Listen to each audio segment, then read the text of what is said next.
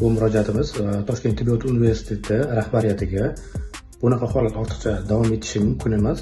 Agar kelajakda hammamizning farzandlarimiz bor, ularni sog'lom bo'lishini xohlasak, buni darhol to'xtatishimiz kerak. Toshkent davlat tibbiyot universitetida 21 noyabr kuni talabalar NB va 2 baholarni yopish maqsadida ertalab soat 7:00 dan boshlab navbatda turgani. Har bitta qoldirilgan dars bu qoldirilgan bilim degandir. O'z vaqtida egallanmagan bilim bo'lsa, har doim o'sha bo'lajak mutaxassisni to'liq shakllanishiga va shaxs bo'lib yetishiga to'sqinlik qilishi mumkin.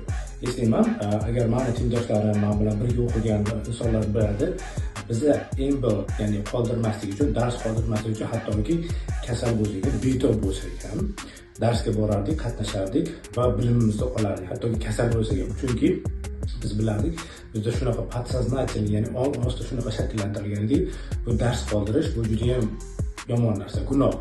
Endi o'sha darajaga qachon yetsakgina bizning meditsinamiz rivojlanishi mumkin. Bo'lmasa mana shu holatlar yana qayta takrorlanaveradi.